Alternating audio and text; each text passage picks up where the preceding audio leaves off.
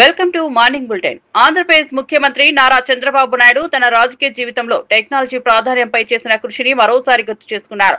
CM అయిన ప్రారంభ రోజుల్లోనే టెక్నాలజీపై తన దృష్టి సారించానని, కానీ ఆ సమయంలో ఎవరికీ టెక్నాలజీ ప్రాధాన్యం అర్థం కాలేదని అన్నారు. అనేక దేశాలు పర్యటించిన సమయంలోనే భవిష్యత్ దిశగా కమ్యూనికేషన్ రంగంలో పెద్ద మార్పులు వస్తాయని గ్రహించానని తెలిపారు. ఆ రోజుల్లో మన దేశంలో 2 కమ్యూనికేషన్ వ్యవస్థలే ఉన్నాయని గుర్తు చేశారు. నేను మొబైల్ ఫోన్ గురించి మాట్లాడినప్పుడు విపక్షాల నుంచి విమర్శలు ఎదుర్కొన్నానని, కానీ కొంతకాలానికే కమ్యూనికేషన్ విప్లవం మొదలైందని అన్నారు. Here today, I am very proud of it. Why I am saying, I have seen so many countries at that time. India, we didn't move in that direction around 1991, only Bangalore initial stage.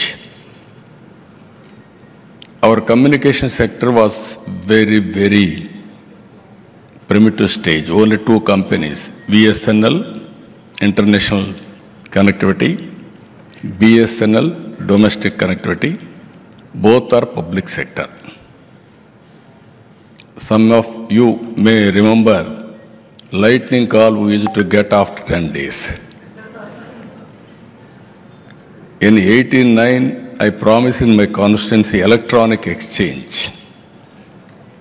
My opponents criticized me, how can you get electronic exchange? There are no phones here. Only 20-30 phones at the time in entire constituency. Again, when I spoke about cell phone, all politicians used to criticize me. There is no water, there is no power. Here is a man who is talking about cell phone, who wants cell phone. Can cell phone will give food or shelter? Like that they used to criticize me. And also I used to work with successive prime ministers to deregulate telecommunication sector. They didn't understand, they didn't do it. Ultimately, credit goes to Vajpayee ji. First time telecom sector was. Telangana MLC Teenmar Mallanna తన పదవికి రాజీనామాపై సంచలన వ్యాఖ్యలు చేశారు. ప్రజలే తన పరిపాలన పదవిపై తీర్పు ఇవ్వాలని కోరారు. ఎమ్మెల్సీగా తాను సరిగా పని చేయలేదని ప్రజలు చెబితే వెంటనే రాజీనామా చేయడానికి సిద్ధంగా ఉన్నానని స్పష్టం చేశారు. అయితే బీసీ వర్గాల కోసం శాసన మండలిలో నిలబడి పోరాడాలని ప్రజలు కోరితే ఎమ్మెల్సీ పదవిలో కొనసాగుతానని తెలిపారు. తన రాజకీయ ప్రయాణం మొత్తం ప్రజల విశ్వాసంపైనే ఆధారపడి ఉందని అన్నారు. నేను ఈ మేధావి వర్గం ముందు చెప్తా ఉన్నా, ఇక్కడ ఉన్నటువంటి ప్రజల ముందు చెప్తా ఉన్నా, నా పరిపాలన పైన, నా పదవి పైన ప్రజా రెఫరెండాన్ని కోరుతా అని చెప్పి తెలియజేస్తూ, మేధావులారా, నేను చేసినటువంటి పని నిజంగా మిమ్మల్ని మించినటువంటి తెలంగాణ సమాజం లేదు. మీరు చెప్పండి, తీన్మార్ మల్లన్న నువ్వు ఎమ్మెల్సీగా గెలిచిన దగ్గర నుంచి నువ్వు పని సరిగా చేయలేదు అనేటువంటి మీ సమాధానం చెప్పండి. ఇప్పుడు రాజీనామా చేయడానికి సిద్ధంగా ఉన్నా. అలాగే తీన్మార్ మల్లన్న నువ్వు చట్టసభల్లో ఉండి మా కోసం, మా వర్గాల కోసం, మా ఆలోచన కోసం నువ్వు పోరాడుతున్నావు కాబట్టి ఎమ్మెల్సీగా కొనసాగమని అదన్నా చెప్పండి. ఈ 2 మీ కాళ్ళ దగ్గర పెడుతున్న నిర్ణయం మీదే. బీజేపీ నిర్వహించిన తెలంగాణ విమోచన దినోత్సవంపై మంత్రి అడ్లూరు లక్ష్మణ్ తీవ్రంగా స్పందించారు. బీజేపీ ఎంఐఎం చీకటి ఒప్పందంతోనే యూపీ సహా పలు రాష్ట్రాల్లో కాంగ్రెస్ ఓడించారని ప్రశ్నించారు. పోరాడి భారతదేశంలో మన హైదరాబాద్, మన ప్రాంతాన్ని విలీనం చేసే సందర్భంలో సెప్టెంబర్ 17వ తారీఖు ప్రజాపాలన దినోత్సవం అని చెప్పేసి గౌరవ ముఖ్యమంత్రి రేవంత్ రెడ్డి గారి నేతృత్వంలో తెలంగాణ రాష్ట్ర 33 జిల్లాలకు సంబంధించినటువంటి కలెక్టరేట్లో అధికార పరంగా, లాంఛన పరంగా జాతీయ పతాకాన్ని ఆవిష్కరించి తెలంగాణ సాయుధ దళాల్లో పోరాటం చేసి వీరమరణం పొందినటువంటి ఆ మహనీయులకు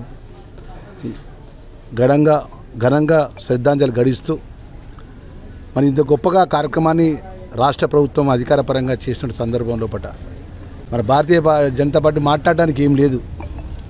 ఈరోజు దేశంలో ఎంఐఎం, బీజేపీ ఎవరికి పోతూ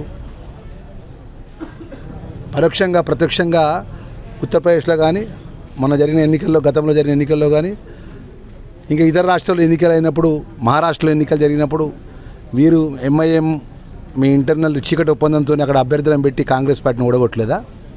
అమిత్ షా ఎంఐఎం చీకటి ఒప్పందంతో ఈరోజు కేంద్రంలో ప్రభుత్వాన్ని నడుపుకుంటూ ఈరోజు రాష్ట్రానికి వచ్చిన కేంద్ర మంత్రులు రాష్ట్రంలో ఉన్నటువంటి తెలంగాణ విలీన దినోత్సవాన్ని కాంగ్రెస్ పార్టీ ఘనంగా నిర్వహించిన విషయం తెలిసిందే. ఈ సందర్భాన్ని కూడా రాజకీయ కోణంలోకి తేవడంపై భువనగిరి ఎంపీ చామల కిరణ్ కుమార్ రెడ్డి స్పందించారు. కాంగ్రెస్ పార్టీ ప్రజల భావోద్వేగాలను గౌరవిస్తూ విలీన దినోత్సవాన్ని ప్రతిష్టాత్మకంగా నిర్వహించిందని గుర్తు చేశారు. అయితే ఇలాంటి సందర్భాలను కూడా కేటీఆర్ రాజకీయ వాదనల కోసం ఉపయోగించడం తగదని వ్యాఖ్యానించారు. రాష్ట్రంలో ప్రజాపాలన దినోత్సవం, విలీన దినోత్సవం రెండింటినీ కాంగ్రెస్ సమానంగా గౌరవిస్తోందని చెప్పారు. పొద్దున్నే 118 మంది బలిదానాలు చేసుకున్న వాళ్ళ గురించి మాట్లాడుతూ రాష్ట్రంలో ప్రజాపాలన అందించే దిశగా ముందుకు పోవాలని మేము మాట్లాడుతుంటే, ఇంత మంచి శుభదినంన ఏదైతే మనం కొన్ని వందల మంది బలిదానాల మీద ఆ రోజు రజాకారులను నుంచి విముక్తి కల్పించితే ఈరోజు మనం స్వేచ్ఛా వాయువు పీల్చుకుంటున్నాము. ఆ రోజు ఈరోజు ఏం మాట్లాడుకుంటున్నావు కేటీఆర్ గారు? ఏం ప్రచారం చేయదలుచుకున్నావు ఈరోజు చెప్పు నువ్వు? ఒకటి 8 మంది ఎంపీలు క్రాస్ ఓటింగ్ అయిందని చెప్తున్నావు వేగ్గా. ఏంటంటే నిన్నెవరు వాళ్ళ దగ్గర మ్యాడ్ ఫెలో మాట్లాడిందని చెప్పి ఈ ఫెలో మాట్లాడుతుంది. 2 లోకల్ బాడీ ఎన్నికలలో మాకు చిత్తశుద్ధి లేదని చెప్పే ప్రయత్నం చేస్తున్నాం. 3 ఎల్ఎన్టీ సంస్థ నష్టాల పాలైంది కాబట్టి ఎల్ఎన్టీ సంస్థ పారిపోతున్నారు. ఇవన్నీ ఏ హయాంలో జరిగినాయి? 4 12,000 కోట్ల రూపాయల డ్రగ్స్ ర్యాకెట్ బస్ట్ అయింది అంటున్నాం. అది ఎప్పటి నుంచి నడుస్తుంది అక్కడ డ్రగ్స్ బిజినెస్? అక్కడ ఎప్పటి నుంచి ఈ ఫార్మా కంపెనీల ఈ డ్రగ్స్ తయారీ నడుస్తుంది? 10 ఏళ్ల నుంచి నడుస్తుంది.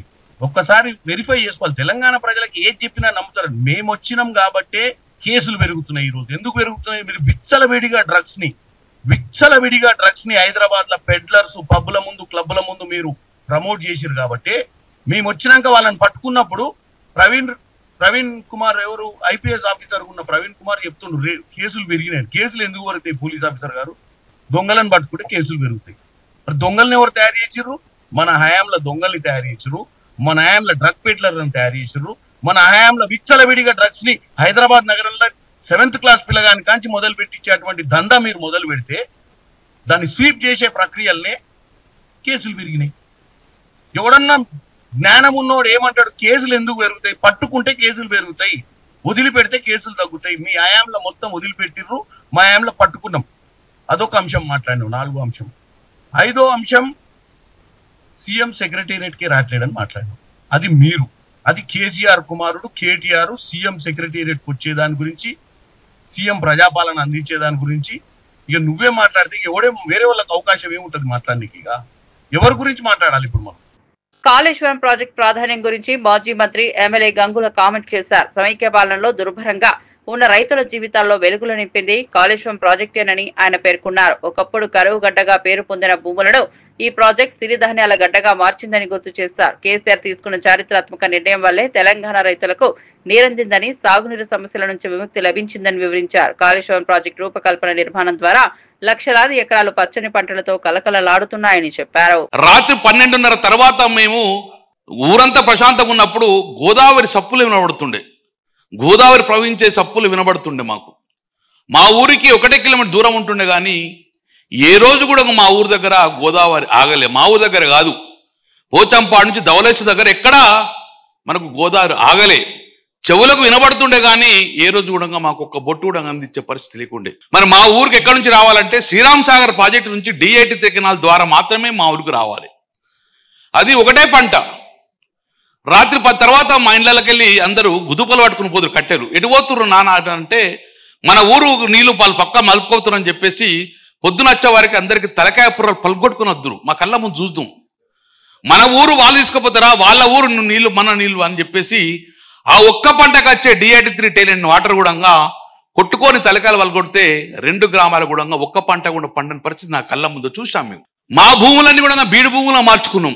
మా భూములు కూడా బీడు భూములుగా మారిపోయింది. తెలంగాణ వస్తుందో రాదో ఈ నీళ్ళు ఆగుతలేని పరిస్థితి నుంచి ఈరోజు గొప్పగా మా కళ్ళ ముందే ఈరోజు నీళ్ళు. మా జయశెట్టి గారు ఒక తప్పు చెప్పారు. మొదటి నీళ్ళు మాకే వచ్చినాయి కాదు, మొదటి నీళ్ళు మాకు వచ్చినాయి. ఫస్ట్ ఎల్లంపల్లిలో మేడిగడ్డలో నీళ్లు ఎత్తేసి సుందిళ్ళకి వస్తాయి. అన్నారం నుంచి ఎల్లంపల్లి ఎక్కడ నీళ్లు బయట తుమ్లకు పోవు.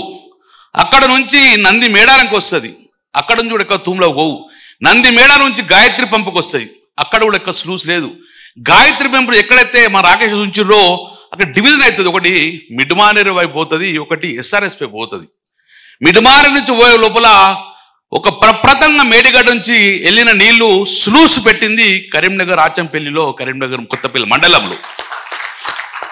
ఆ రోజు కూడా మొట్టమొదటి నీళ్లు ఆ తూము ద్వారా ఆచంపల్లి నుంచి నాగులమల్లికి వస్తే ఆ రోజు కేసీఆర్ గారి పెద్ద పెద్ద కటౌట్స్ అని ఆ నీళ్ళల్లో ముంచుకున్నారు. మేము పోతే మమ్మల్ని ఆ నీళ్ళలో ముంచారు. కేసీఆర్ ప్రత్యక్ష చూశారు ఆ రోజు. అంటే మొదటి డ్రా వాటర్ చేసింది ఎక్కడంటే కొత్తపల్లి మండలంలో. ఎందుకంటే అంతకుముందు కొత్తపల్లి మండలంగా కృత్రిమంగా వారు ఎడారిగా మార్చుకున్నారు. నీళ్లు లేక ఇక పంటలు పండాయని చెప్పేసి మొత్తం గ్రానైట్ ఇండస్ట్రీకి ఇచ్చేసి కృత్రిమంగా ఎడారిగా మారిన పరిస్థితిలో ఆ రోజు మొత్తం నీళ్ళు వచ్చినాయి. ఇప్పుడు 9 గ్రామాల గుణంగా భూమికి బరవేంత పంట పండించిన ఘనత ఈ రోజు మేడిగడ్డ ప్రాజెక్ట్ అనేది మా కళ్ళ ముందు కనబడుతుంది. ఆ రోజు కాళేశ్వరం ప్రాజెక్టు విషయంపై సీఎం రేవంత్ రెడ్డిపై ఎమ్మెల్యే తీవ్ర స్థాయిలో విమర్శలు గుప్పించారు. బనకచర్ల కోసమే కాళేశ్వరం ప్రాజెక్టుపై కుట్రలు చేస్తున్నారని ఆరోపించారు. రేవంత్ రెడ్డి చంద్రబాబు నాయుడు ఏజెంట్గా వ్యవహరిస్తున్నారని వ్యాఖ్యానించారు. ఎవరు ఎంత కుట్రలు చేసినా కాళేశ్వరం ప్రాజెక్టు ఆగదని, ఇంకా 3 ఏళ్లలో రాష్ట్రంలోని ప్రతి ఎకరానికి నీళ్లు అందుతాయని స్పష్టం చేశారు. తెలంగాణ రైతుల భవిష్యత్తు కోసం ఈ ప్రాజెక్టు నిర్మాణం చేపట్టినట్లు గుర్తు చేశారు. ఇవాటి కూడా రెండవది, ఉత్తమ్ కుమార్ రెడ్డి గారికి ఏం అర్థం కాదు. కొద్దిగానే అయితే అర్థమవుతుంది అదే మొత్తం అని చెప్పేసి అని అనుకుంటాడు. అది దురదృష్టం. మాకు మిత్రులే కానీ ఆయనకి అర్థం కాదు అని ఏదో మాట్లాడుతుంటారు. వీళ్ళైతే కోపం వస్తుంటుంది అంతే. కాబట్టి సభలో కానీ బయట కానీ చూసినట్లయితే కొద్దిగానే ఏదో 1% నేర్చుకుంటారు, 100% వచ్చిందని చెప్పేసి తృప్తి పడిపోతుంటారు. తెలంగాణకు అన్యాయం చేస్తున్న కాంగ్రెస్ పార్టీలో ఇవాళ రేవంత్ రెడ్డి మొట్టమొదలైతే మిగతా వాళ్ళందరూ కూడా ఇవాళ కళ్ళున్న కబోదుల్లాగా చేస్తా ఉన్నారు. ముఖ్యమంత్రిగా కేసీఆర్ గారు ఉన్నప్పుడు ఒక మాట చెప్పిండ్రు. ఆనాడు కిరణ్ కుమార్ రెడ్డి ఒక జీవో ఇస్తే కృష్ణలో మనకు లేదు 299 టీఎంసీ ఉన్నదని చెప్పేసి పాలమూరు రంగారెడ్డికి నీళ్ళు ఎక్కడొస్తాయని చెప్తే ఆ జీవోలు వెతికి తీసి ఆ జీవో కిరణ్ కుమార్ రెడ్డిది ఇస్తే ఒకటే మాట అన్నారు, ఏ జీవోలో ఏం లేదా, మొత్తం కూడా ఇలా పైసలు కేటాయించలేదు, ఇంకోటి లేదంటే నీళ్ళు కేటాయించినట్లు ఉందా అని చూడమన్నారు. ఉన్నది ఉంటే నువ్వు కట్టవే అని చెప్పేసి దాని బేస్ చేసి కట్టినాం. కట్టిన తర్వాత ఎట్లా ఉంటుంది, ఇన్ఫ్రాస్ట్రక్చర్ అయిపోయింది, ప్రాజెక్ట్ కట్టిన తర్వాత పంచాయతీ పెద్దవాళ్ళ దగ్గర పోతే అరే కట్టిన దాన్ని ఎందుకు వద్దంటారా అని చెప్పేసి అని అంటారు. ఆ చిన్న లూప్ హోల్ తీసుకొని అంటే అది జీవో ఇచ్చిన వాళ్ళు కావాలని చెప్పేసి తెలంగాణ సమాజం పోరాటం చేస్తుంటే తప్పనిసరి పరిస్థితుల్లో కిరణ్ కుమార్ రెడ్డి రంగారెడ్డి పాలమూరుకి జీవో ఇస్తే ఆ జీవోని బేస్ చేసుకొని ఇవాళ మొత్తం పాలమూరు రంగారెడ్డికి 2 టీఎంసీలో కూడా కావాల్సిందని చెప్పేసి కట్టింది. ఆ జీవో తీసుకొని చివరికి చేయలేదు ఏంటంటే పైన మనం ఉన్నాం కాబట్టి ఖచ్చితంగా మనం కట్టుకున్న నీళ్లు తెచ్చుకుంటామని. అదేవిధంగా గోదావరిలో 3వ టీఎంసీ కూడా మనకు 1000 టీఎంసీలు ఉన్నాయి కాబట్టి ఖచ్చితంగా 3వ టీఎంసీ మొదలు పెట్టినట్లయితేనే కింద వాడు ఏమైనా చేసుకునే ఉద్దేశంతో ఎవరు అడ్డుపడ్డా ఇవ్వాలి కాదు భవిష్యత్ తరాలకు అవసరం అని చెప్పేసి 3rd టీఎంసీ కూడా తీసుకొని వచ్చాను. 3rd టీఎంసీకి పనులు మొదలు పెట్టిండ్రు, పని మొత్తం కూడా చేసిండ్రు. కాబట్టి ఇది దయచేసి మన ఎక్కడ మిస్ అవుతున్నామంటే కాళేశ్వరం ప్రాజెక్ట్ని మన నాయకులు కార్యకర్తలు కూడా చాలా మంది ఇంకా అవగాహన చేసుకోలే. వాళ్ళకి అవగాహన చేయాల్సిన పని బాధ్యత యావత్తు నాయకులు కార్యకర్తలు కూడా తీసుకోవాలి. ముందు మనం అవగాహన చేసుకోవాలి. వీలైతే మన ప్రాంతం నుంచి వెళ్ళి బస్సులు వెళ్ళి దాన్ని చూసి దాన్ని అర్థం చేసుకొని గ్రామాల్లో ఉండే ప్రతి వాళ్ళు కూడా మనం అర్థం చేయాల్సిన బాధ్యత ఉన్నది. అది కొంత మన 33 జిల్లాలలో ఒక పని రామన్న ఆ రోజు చెప్పి మొత్తం మీద హరీష్ అన్న మొత్తం కూడా మీటింగ్ ద్వారా కొంత అయింది. కానీ అది విరివిగా తప్పనిసరిగా ఖచ్చితంగా మనం చేసినట్లయితే వచ్చే 2-3 నెలల్లో ప్రతి నాయకుడు కార్యకర్త కాళేశ్వరం ప్రాజెక్టు మొత్తం విజిట్ చేసి అర్థం చేసుకొని ఆ కాంగ్రెస్ చేస్తున్న కుట్రలు చంద్రబాబు నాయుడికి ఏ విధంగా బనకచెర్లకు నీళ్ళు ఇవ్వడానికి రేవంత్ రెడ్డి ఇవాళ సహాయపడుతున్నాడు, ఆదిత్యనాథ్ దాస్ రూపంలో మిగతా మంత్రుల రూపంలో అనేది మనం చెప్పగలిగితేనే మనం ఖచ్చితంగా సక్సెస్ అవుతాం. వాడు ఎవడు ఏమి చేసినా మరలా 3 సంవత్సరాల తర్వాత ఇదే కాళేశ్వరము ఈ రాష్ట్రంలో ఉండే ప్రతి ఎకరానికి నీళ్ళు ఇస్తుందని చెప్పేసి చెప్తూ కాళేశ్వరం ప్రాజెక్టు తెలంగాణకు జీవనాధారంగా మారిందని ప్రజలు విశ్వసిస్తున్నారు. రాష్ట్రానికి కరువు వచ్చినా రైతులను కాపాడే కల్పతరువు కామధేనువుగా ఈ ప్రాజెక్ట్ నిలుస్తుందని అభిప్రాయం వ్యక్తమవుతోంది. సాగునీటి అవసరాలను తీర్చడమే కాకుండా భవిష్యత్తులో హైదరాబాద్ నగర ప్రజల దాహార్తిని తీర్చే ప్రధాన వనరుగా కాళేశ్వరం మారనుందని చెబుతున్నారు. అనేక దశల్లో నిర్మించిన ఈ ప్రాజెక్ట్ లక్షల ఎకరాలకు నీరందిస్తోంది. వర్షాభావం, కరువు భయాలను తగ్గిస్తూ తెలంగాణ వ్యవసాయ రంగానికి శాశ్వత భరోసా కల్పిస్తోంది. ప్రత్యేకించి ఈ కార్యక్రమాన్ని ఇంత అద్భుతంగా రూపొందించిన మిత్రుడు రాకేష్ అండ్ టీం, మిత్రులందరికీ నమస్కారం. రాకేష్ అండ్ టీం చేసిన ఈ ప్రయత్నం కేసీఆర్ గారు తెలంగాణ కొరకు తపనబడి తెలంగాణ తేవడమే కాదు, తెచ్చిన తెలంగాణను సంపూర్ణం చేసుకోవాలి, దీన్ని బంగారు తెలంగాణ చేసుకోవాలన్న దాంట్లో భాగంగా తెలంగాణ ఉద్యమం కొరకు ఎంత ప్రయత్నం చేసిండో, ఎటువంటి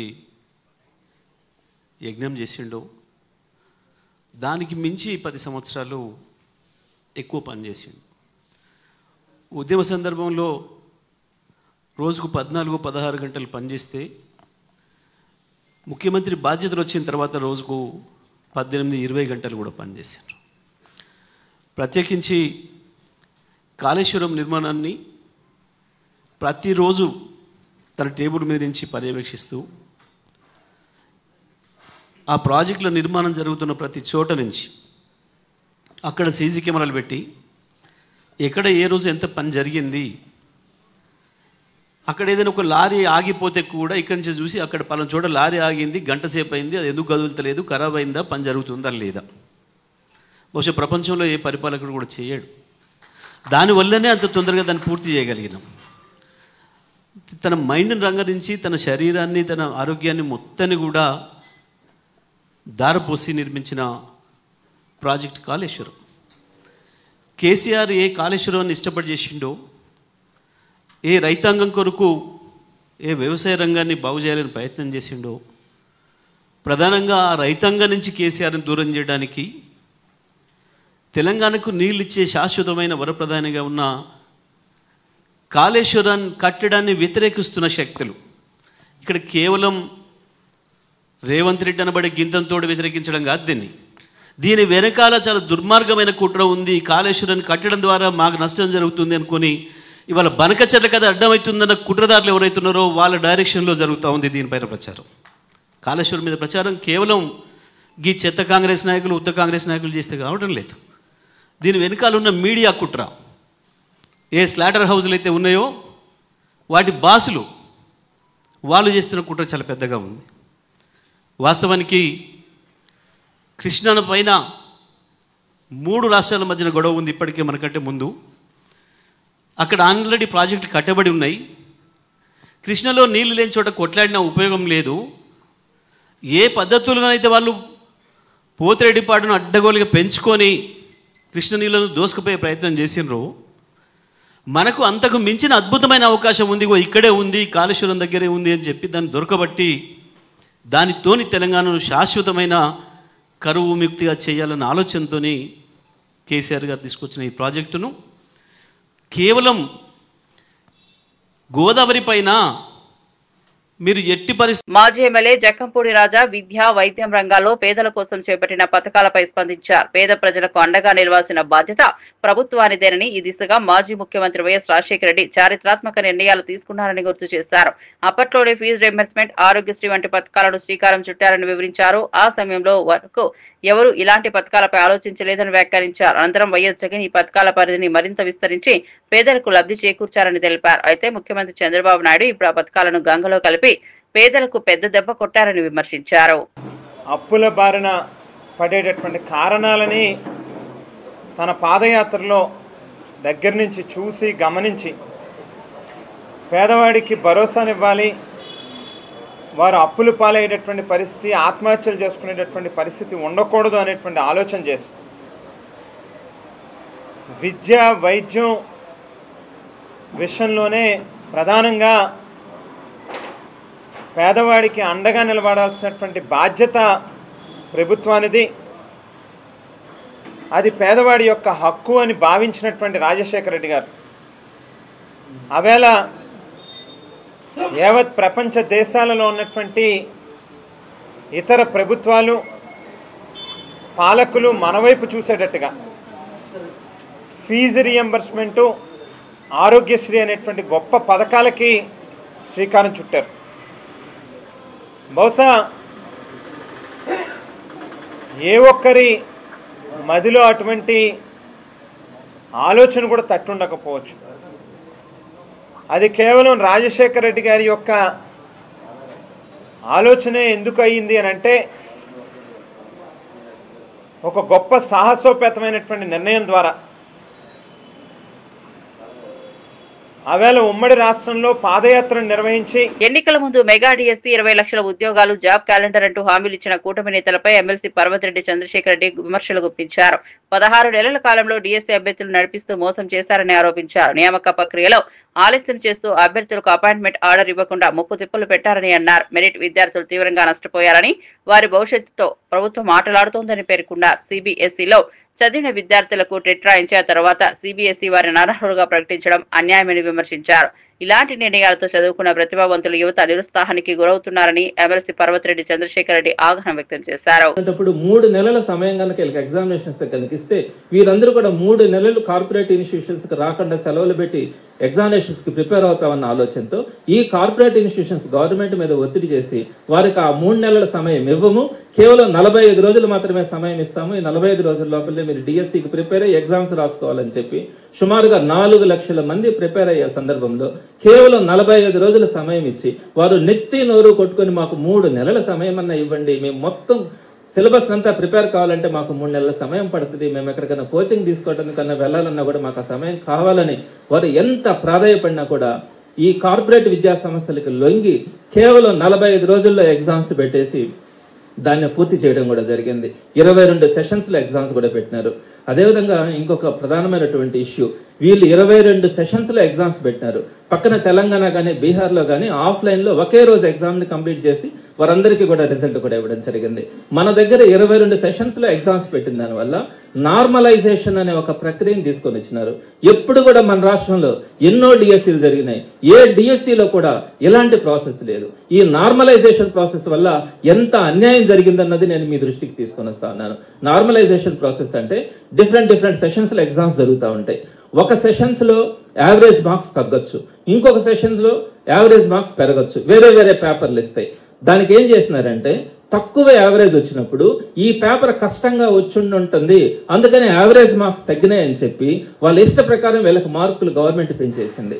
కానీ యాక్చువల్గా యావరేజ్ మార్క్స్ ఎందుకు తగ్గినాయి అంటే కొన్ని సెషన్స్లో కొన్ని దగ్గరలో అంటే తమిళనాడులో ఉన్నటువంటి వాళ్ళు కానీ, అదేవిధంగా కర్ణాటకలో ఉన్నటువంటి వాళ్ళు కానీ, ఒరిస్సాలో ఉంటున్నటువంటి వాళ్ళు కానీ, మహారాష్ట్రలో ఉన్నటువంటి వాళ్ళు కానీ వారందరూ కూడా మన స్టేట్లో బార్డర్ డిస్ట్రిక్ట్స్లోకి వచ్చి ఊరికి అటెంప్ట్ చేయడం అంటే డిఎస్సి అక్కడ కూడా వెళ్ళి మేము డిఎస్సి అటెంప్ట్ చేస్తాం, మాకు ఒక ఎక్స్పీరియన్స్ వస్తుందన్న ఉద్దేశంతో వారందరూ కూడా అప్లై చేసినారు. చుట్టుపక్కల ఉండే ఉర్దూ మీడియా వాళ్ళు కానీ వీళ్ళందరూ కూడా అక్కడ అప్లై చేసినందువల్ల ఆ సెషన్స్లో వాళ్ళు కనుక పడితే వాళ్ళు ఏదో నార్మల్గా ప్రిపేర్ కావడం. ఇంకొకటి కూడా ఇంగ్లీష్ మీడియం చదువుతున్న వాళ్ళందరినీ కూడా ఒకే సెషన్స్లో వేసినటువంటి పరిస్థితి ఉంది. వారందరూ కూడా ఎక్కడో ఒక దగ్గర సాఫ్ట్వేర్ ఉద్యోగాలు చేసుకుంటా కేవలం వస్తే వస్తుంది పోతే పొద్దులే అని చెప్పి ఆ ఇంగ్లీష్ మీడియం చదివిన వాళ్ళంతా కూడా వచ్చి రాస్తే వాళ్ళు చదివిన వాళ్ళు కానీ వీరందరికీ కూడా ఏ సెషన్స్ లో అయితే పడ్డారో ఆ సెషన్స్ లో యావరేజ్ మార్క్స్ తగ్గిపోయినాయి. ఆ సెషన్ మెడికల్ కాలేజీల అంశంపై వైఎస్ఆర్ కాంగ్రెస్ పార్టీ ప్రధాన కార్యదర్శి ఎస్వి సతీష్ రెడ్డి తీవ్ర వ్యాఖ్యలు చేశారు. మెడికల్ కాలేజీల ఘనత తనదే అని చెప్పుకుంటున్న చంద్రబాబు నిజానికి విజనరీ కాదని విమర్శించారు. రాష్ట్రంలో 17 ఏళ్ల వైద్య కళాశాలను తెచ్చింది జగన్ నాయకత్వమేనని, ఇది నిజమైన విజన్ అని వివరించారు. అయితే చంద్రబాబు ఆ కళాశాలలను ప్రైవేట్ కు అమ్మేయాలనే ఆలోచనలో ఉన్నారని ఆరోపించారు. ప్రజల సమస్యల కంటే చంద్రబాబు నిర్లక్ష్యం చూపుతుంటే ఉప ముఖ్యమంత్రి పవన్ కళ్యాణ్ మాత్రం సినిమాలు చేసుకుంటూ కాలం గడుపుతున్నారని విమర్శించారు. ఒక్క ప్రభుత్వ మెడికల్ కాలేజ్ కూడా నువ్వు తీసుకొని రాలేదు అనేటువంటి విషయాన్ని నీకు గుర్తు చేస్తున్నా. ఎవరైనా ప్రభుత్వ మెడికల్ కళాశాలలు ఈ రాష్ట్రానికి తెచ్చారంటే ఆ యొక్క ఘనత ఒక్క జగన్మోహన్ రెడ్డికి అని గుర్తుపెట్టుకోండి. 17 మెడికల్ కాలేజీలు ప్రభుత్వ పరంగా ప్రభుత్వ మెడికల్ కాలేజ్ తెచ్చినటువంటి ఘనత జగన్మోహన్ రెడ్డి గారిది. అతను ఒక విషనరీ. జగన్మోహన్ రెడ్డి గారు ప్రజల మనిషి. ప్రజలకు ఏం చేస్తే మేలు జరుగుతుందని ఆలోచన చేసి ఒక రకంగా ఇక్కడటువంటి డాక్టర్లు కావాలనే వాళ్ళకందరికీ కూడా సీట్లు వచ్చే రకంగా ప్రతి ఒక్క జిల్లా హెడ్ క్వార్టర్స్లో ఒక మెడికల్ కాలేజ్ ఉండాలా? మెడికల్ కాలేజ్ వస్తే మెడికల్ కాలేజ్తో పాటు ఖచ్చితంగా ఒక సూపర్ స్పెషాలిటీ హాస్పిటల్ ఉండాలా? సూపర్ స్పెషాలిటీ హాస్పిటల్ వస్తే అనేక మంది డాక్టర్లు, అనేక మంది కథ వస్తుంది కాబట్టి ఆ హెడ్ క్వార్టర్స్ ఆ ఊరికి. రాష్ట్ర ఆర్థిక పరిస్థితులపై బాపట్ల జిల్లా వైఎస్ఆర్ కాంగ్రెస్ పార్టీ అధ్యక్షుడు మేరుగు నాగార్జున తీవ్ర వ్యాఖ్యలు చేశారు. మా ప్రభుత్వం 5 ఏళ్ల కాలంలో తీసుకున్న అప్పు మొత్తం 3,32,000 కోట్లుగా ఉందని వివరించారు. అయితే చంద్రబాబు కేవలం 15 నెలల పాలనలోనే 1,79,000 కోట్ల భారీగా అప్పు చేశారని ఆరోపించారు. ప్రజల అవసరాలకు మించిన ఖర్చులు, అనవసర వ్యయాలు చేసి రాష్ట్రాన్ని అప్పుల బారిగా పడేశారని విమర్శించారు. వైఎస్ఆర్ కాంగ్రెస్ ప్రభుత్వం అభివృద్ధి సంక్షేమాన్ని సమన్వయం చేస్తూ ఖర్చు చేసిన చంద్రబాబు పాలనలో మాత్రం అప్పులు అభివృద్ధి లేకుండా పెరిగిపోయాయని పేర్కొన్నారు. అనపర్తి నియోజకవర్గ వైఎస్ఆర్ కాంగ్రెస్ పార్టీ సమన్వయకర్త మాజీ శాసనసభ్యులు డాక్టర్ సత్య సూర్యనారాయణ రెడ్డి రేషన్ దందాపై తీవ్రంగా స్పందించారు. కోట్ల రూపాయల గోల్మాల్ జరుగుతుంటే స్థానిక ఎమ్మెల్యే మౌనం ఎందుకని ప్రశ్నించారు. పేదల పౌష్టికాహారానికి ప్రభుత్వం అందించే బియ్యం బ్లాక్ మార్కెట్ కి మళ్లిపోతోందని ఆరోపించారు. గతంలో జగన్ ప్రభుత్వం వృద్ధులు, కూలీలు, కార్మికులు ఇబ్బందులు పడకుండా ఇంటింటికి రేషన్ వాహనాల ద్వారా సరఫరా చేయగా కూటమి ప్రభుత్వం అధికారంలోకి వచ్చిన తర్వాత ఆ వాహనాలు రద్దు చేసిందని తెలిపారు. దీంతో పేదలకు రావాల్సిన బియ్యం బినామీల చేతిలో కిలోకు 18 రూపాయలకు కనిపెట్టి మార్కెట్లో అధిక ధరలకు విక్రయిస్తున్నారని వివరించారు. మీరు ఎంత ఇస్తున్నారు తెలుసా? 5 లక్షలు క్లోజ్ తగ్గించి కట్ చేసి పెన్షన్లు ఇస్తున్నారు. ఇప్పుడు ఇది మోసం కాదా? ఈ మధ్య కాలంలో చూశారు మీరు, దివ్యాంగులకు 1,00,000 పెన్షన్లు ఆపేస్తామని చెప్పి నోటీసులు పంపిస్తే మళ్ళీ వైఎస్ఆర్ కాంగ్రెస్ పార్టీ ఆ దివ్యాంగులను అడ్డం తీసుకొని రోడ్డు మీదకి వెళ్ళి కేసులు పెట్టించుకొని యుద్ధం చేస్తే ఉన్నప్పుడు ప్రస్తుతానికి వదిలేరు. మీరు వచ్చిన తర్వాత 5 లక్షల పెన్షన్లు ఈ రాష్ట్రంలో తీసేస్తే దానికి ఏం సమాధానం చెప్తారు మీరు? ఇంట్లో ఎంతమంది ఉంటే అంతమందికి తల్లికి వందనం ఇస్తారని చెప్పారు. 15,000 రూపాయలు ఇస్తారని చెప్పారు. ఏ ఒక్క తల్లికైనా 15,000 రూపాయలు ఈ అకౌంట్లో ఈ 15 నెలల్లో పడిందా అని అడుగుతూ ఉంటాం. 7,000, 8,000, 9,000 అది మేము ఇచ్చిన ఒక్కళ్ళకే. మీరు ఇంకా ఎంత పచ్చి అబద్ధం అంటే 7 పిల్లలున్న తల్లి అకౌంట్లో 1,04,000 వేసే నేను అంటున్నారు మా ప్రభుత్వం వచ్చేటప్పటికి. గత ఏడాది మేము దిగిపోయే నాటికి మొత్తం కలిసి 7,21,918 కోట్లు, అంటే కరోనాను కూడా అధిగమించి, అంటే మా హయాంలో ఏటా. వైఎస్ఆర్ కాంగ్రెస్ పార్టీ ప్రధాన కార్యదర్శి నందమూరి లక్ష్మీపార్వతి మాజీ ముఖ్యమంత్రి చంద్రబాబు నాయుడుపై తీవ్ర వ్యాఖ్యలు చేశారు. ప్రజాస్వామ్య పరిరక్షకుడు చంద్రబాబు అనే పుస్తకం ఇప్పటికే వెలువడిందని, అదేవిధంగా ప్రజాస్వామ్య విధ్వంసం అనే పేరుతో మరో పుస్తకం రాయాలని హర్సెల్ఫ్ కోరారు. పార్టీ వ్యవస్థాపక అధ్యక్షుడు ఎన్టీఆర్ ను చంద్రబాబు ఎలా తొలగించాడో ఆ పుస్తకంలో స్పష్టంగా వివరించాల్సిన అవసరం ఉందని అన్నారు. అంతేకాక వైస్రాయ్ హోటల్ ఘటనను కూడా ఆ రచనలో పొందుపరచాలని సూచించారు. ఇక ఆయన కుడి భుజం జనార్దన్ గారు ఈ పుస్తకం రాయించారు. దాంట్లో వక్తలంతా కూడా చాలా గొప్పగా పొగుడుతూ రాశారు. ఎన్టీఆర్ గారు ఒక గొప్ప విశ్వపురుషుడని, అదేవిధంగా చరిత్ర సృష్టించిన మహానుభావుడని, ఇదంతా ఓకే, బాగానే ఉంది. కానీ వీళ్ళు అదే పుస్తకాన్ని కంటిన్యూ చేస్తూ 94 ప్రజాస్వామ్య విధ్వంసం అనే పేరుతో పుస్తకం రాస్తే బాగుంటుంది అనేది నా అభిప్రాయం తెలియజేస్తా ఉన్నాను నేను. ఎందుకంటే ఇది మేము ఊరికే చంద్రబాబు మీద కోపంతో చెప్పే మాటలు కాదు కదా. చంద్రబాబు నాయుడు మీద ఎన్టీఆర్ గారు ధ్వజమెత్తినటువంటి తీరు, ప్రజాస్వామ్యాన్ని చంద్రబాబు నాయుడు ఎంత పరిహాసం చేశాడో 94 తర్వాత, అంటే 95లో, అదేవిధంగా ఎవరైతే ఈ తెలుగుదేశం పార్టీ వ్యవస్థాపక అధ్యక్షుడు ఆయనే 26వ తారీఖున, ఆగస్టు 26వ తారీఖున మరి పార్టీ అధ్యక్ష పదవి నుంచి స్వయంగా చంద్రబాబు నాయుడు గారు తొలగించి మరి ఆయనే అధ్యక్షుడిగా అనౌన్స్ చేసుకున్నటువంటి ఆ చరిత్ర కూడా వీళ్ళు రాస్తే చాలా బాగుంటుంది, కంటిన్యూగా బాగుంటుంది. అయ్యా బాబు, రచయితకి నేను చెప్తా ఉన్నాను, అలాగే జనార్దన్ గారికి కూడా చెప్తా ఉన్నాను. బాబు, ఎన్టీఆర్ గారి మీద అంత భక్తి ఉన్నటువంటి మీరు ఎన్టీఆర్ గారి చివరిలో జరిగిన అన్యాయాల మీద కూడా ఒక్కసారి ఆ పుస్తకాన్ని మీరు బయటికి తీసుకురండి అయ్యా, బాగుంటుంది. వైస్రాయ్ హోటల్ సంఘటన కానీ, అదేవిధంగా లాస్ట్లో ఎన్టీఆర్ ఆస్తులన్నీ కాజేసినటువంటి సంఘటన కానీ, తర్వాత బ్యాంకులో ఉండే ఎన్టీఆర్ ఖాతాలను స్తంభింపజేసినటువంటి విషయం కానీ, తర్వాత ఆయన అధికారంలో ఉండగానే ఆయన పార్టీ అధ్యక్ష పదవి నుంచి తొలగించి తనే అధ్యక్షుడిగా అనౌన్స్ చేసుకున్నటువంటి విధానం కానీ, తర్వాత ఆయన ముఖ్యమంత్రి పదవిని అడ్డదారిలో లాక్కున్నటువంటి విధానాన్ని కానీ, వీటన్నిటిని గురించి కూడా చాలా స్పష్టంగా ఉంది చరిత్ర. ఇది లక్ష్మీపార్వతి చెప్పేటువంటి చరిత్ర కాదు. పూర్తిగా ఎన్టీఆర్ గారు వీడియోల ద్వారా, ఆడియోల ద్వారా, జామాత దశమ క్యాసెట్ ద్వారా, అదేవిధంగా మరి ధర్మపీఠం అనేటువంటి వీడియో ద్వారా స్పష్టంగా తను అల్లుడు చేసిన దుర్మార్గాలు ఏమిటో, అతను సాగించినటువంటి ప్రజాస్వామ్య విఘాతం ఏమిటో, విధ్వంసం ఏమిటో, వీటన్నిటిని గురించి కూడా చాలా స్పష్టంగా ఎన్టీఆర్ గారు స్వయంగా చెప్పారు. మీరందరూ ఎన్టీఆర్ వీర భక్తులని చెప్పుకుంటున్నారు కదా, చివరికి సిగ్గుమాలి ఈ చంద్రబాబు నాయుడు కూడా తాను ఎన్టీఆర్ అభిమానని, ఎన్టీఆర్ గారి యొక్క ప్రజాస్వామ్య విధానాల్ని తాను పరిరక్షిస్తున్నానని, ఆయన ఆశయాలను కొనసాగిస్తున్నానని, ఆయన మహాపురుషుడని, యుగ పురుషుడని ఈ విధంగా అతను కీర్తించడం చూస్తుంటే నిజంగా చాలా సిగ్గనిపిస్తోంది. వినేవాళ్ళకే సిగ్గనిపిస్తోంది. అతనికి ఎట్లాగూ సిగ్గు లేదు. ఎందుకంటే ఇదే చంద్రబాబు నాయుడు ఎన్టీఆర్ని ఎంత తీవ్రంగా తిట్టాడండి. 94లో ఎన్టీఆర్ అతని మీద చేస్తున్న పనులన్నిటి మీద కూడా ఎన్టీఆర్ గారు తిరగబడ్డారని, నీతి లేనటువంటి వాడు ఎన్టీఆర్, అదేవిధంగా అతను ఉమనైజరు, అంతేకాదు ఎన్టీఆర్ లాంటి పనికిమాలిన నాయకుడు మాకు అక్కర్లేదు, ఎన్టీఆర్ని మేము మర్చిపోయాము అని ఇంత దారుణంగా విమర్శించినటువంటి వాడు ఎవరయ్యా? ఈ చంద్రబాబు నాయుడే కదా. ఎందుకంటే అతని నోటికి హద్దే లేదు. అతనికి 1000 నాలుకలు ఉంటాయి కనుక. ఇవి బులెటిన్ అప్డేట్స్. మరో బులెటిన్లో మళ్ళీ కలుద్దాం.